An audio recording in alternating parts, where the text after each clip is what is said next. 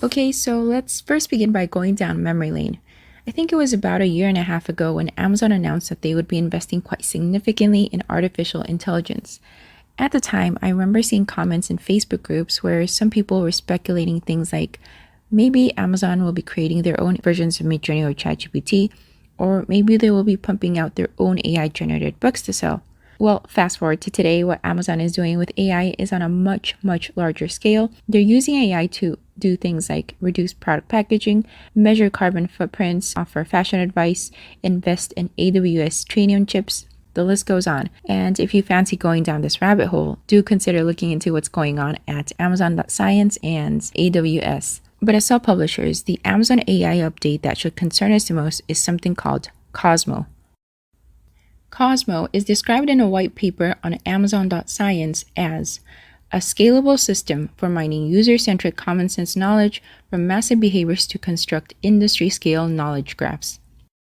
In simple terms, Cosmo is basically an AI tool that impacts Amazon's search algorithm, making it more customer-focused by aligning it more closely with customer intents and behaviors. And to break it down even further, there's a great YouTube video where Amazon experts explain 3 things. Number 1, how Amazon's algorithm currently works. Number 2, how with Cosmo this algorithm will change. And number 3, how people who sell products on Amazon should be adapting to this change. Now, I'm going to show you a few clips of this video. I have fleshed out what I consider to be the most relevant parts for self-publishers to watch, but when you get the chance, I highly recommend you go over to this channel and watch the entire video just to get a fuller scope of what is going on Amazon. And I also encourage you to go support this channel because, frankly, it is rare to see good, solid insight videos about Amazon.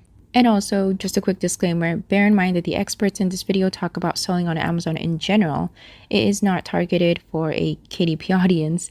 So after we finish watching the video clip, I'll do my best to walk you through why this information is relevant to self-publishers and what actionable things we can do to adapt to this change. All right, let's take a listen.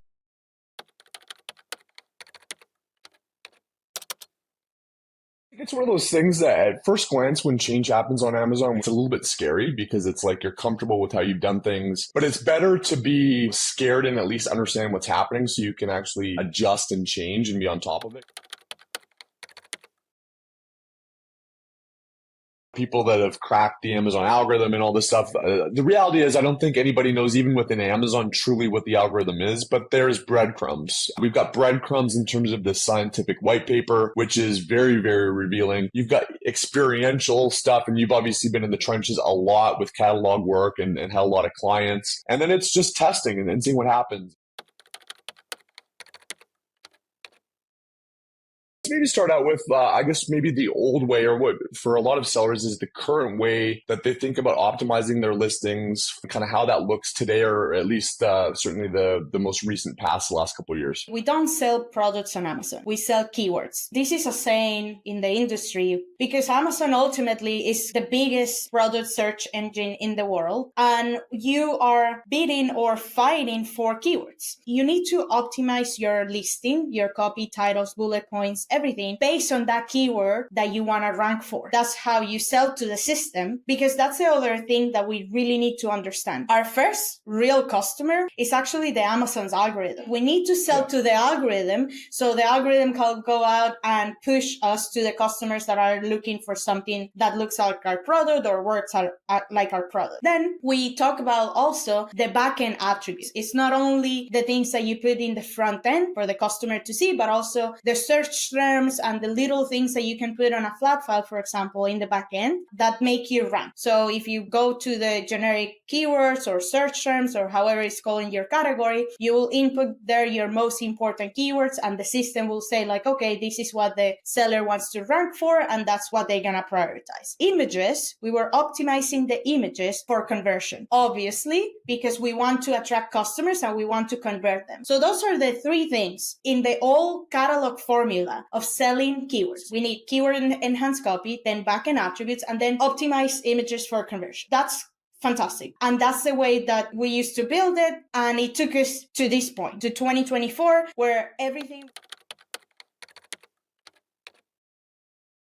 Cosmo is a large-scale e-commerce common sense knowledge that generates the knowledge that the system needs to have in order to understand products better in a way that is not only about your keyword, it's also about the context. So you probably have used ChatGPT, and some of the listeners have used any kind of AI, Gemini, Claude. You know that you don't really need to explain every single detail for the AI to tell you what you're talking about or to know specifically what you're asking for. The same way that those are built, Amazon is building one called Cosmo for the backend of the catalog. And the objective of Cosmo is to know what the product is about based on the information that we obviously input in the listing, but not only on the copy level, on the image, but also certain functions that go beyond what the keyword tells us.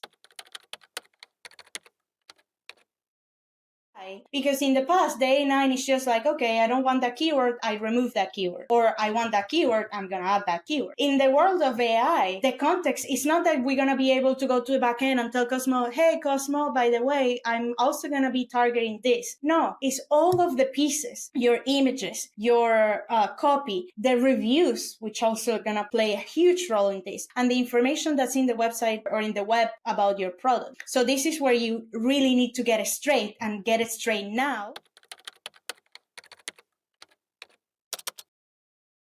Customer interaction to learn about them. So it's not only about our products, it's also about the customer and the customer intent and the demographic and the insights and what they want and what they don't like based on all of the data they have about customers. They are able to predict what we are more likely to purchase based on our behavior, our insights, and our intent, and also what the catalog has to offer. Let's put an example. Let's say we're going to a trip to Florida. When Adam searches in his Amazon, he will say like best things for a beach trip. He does that, and the results will be very different from what I will see if I input the exact same query. Why? Because we have different behaviors, we have different past history, we have different intent, and probably we have different price ranges. That is the future of e-commerce. It's highly personalized, highly targeted, and the thing for us that will change is that we're gonna need to understand the most important thing in the future of e-commerce will be the audience. So you need to understand the audience really well when you build these things. In the future, you don't sell keywords, you sell to audiences. That's the shift that we need to start implementing and understanding, because the way we need to build the content as far as copy and especially images, and we're gonna see that in a minute, it's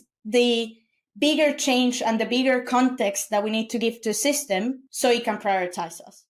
Let us recap some of Vanessa's key points by seeing how they relate to our experience self-publishing through KDP. Point number 1. The truth of the matter is that we currently highly prioritize keywords when publishing our books. Just think about it. We go from keyword research using Amazon search bar to help us decide what books to publish, to making sure to put selling keywords within the title and subtitle of our books, to filling in the 7 backend keyword slots with profitable keywords when uploading our books onto Amazon, to running keyword targeting Amazon ads. In other words, this keyword-centric form of publishing and selling books on Amazon is undeniably our current reality. Point number 2. As Vanessa points out, when something like Cosmo becomes fully integrated into the algorithms of e-commerce platforms like Amazon, it will be crucial to shift our focus from keywords to having a more audience-focused mindset. For self-publishers, this is even more important because, unlike people who sell products like shoes or party supplies, we as self-publishers have intrinsic control over our products from the moment we conceive the idea of a book to every single step leading to the marketing of our books. So what this means is that, unlike an Amazon seller who relies on getting product specifications from a manufacturer, we as self-publishers have the power to tailor our books to meet our target audience's satisfaction from the very beginning. So, in my opinion, understanding who our target audience is and anticipating what our book buyers want lets us create book content as well as marketing content that truly resonates with our customers. And this audience-focused approach not only ensures higher customer satisfaction, which, by the way, is Amazon's #1 priority, but also helps us stay ahead of future algorithmic changes. Now, for those of you who are skeptics like me, you're probably asking yourself, is this pure speculation, or when is this change even happening? An article on Code3 reports the following. Amazon hasn't officially announced any major updates to their A9 algorithm, but they did say that Cosmo has been in testing across 10% of US traffic recently. While it might not be tomorrow, Cosmo is the future of organic search on Amazon, and brands should react accordingly. I completely agree with this perspective. Sure, we don't have 100% certainty on when and how Cosmo will fully take over Amazon's algorithm, but one thing is clear. Amazon, like many other e-commerce platforms, is heading towards a common sense knowledge-based system. And what logic tells me is that if I'm selling books on e-commerce platforms like Amazon, sooner or later I must adapt. And the sooner I adapt, the better. So here are a few actionable steps self-publishers can take to adapt to these changes. Tip number 1.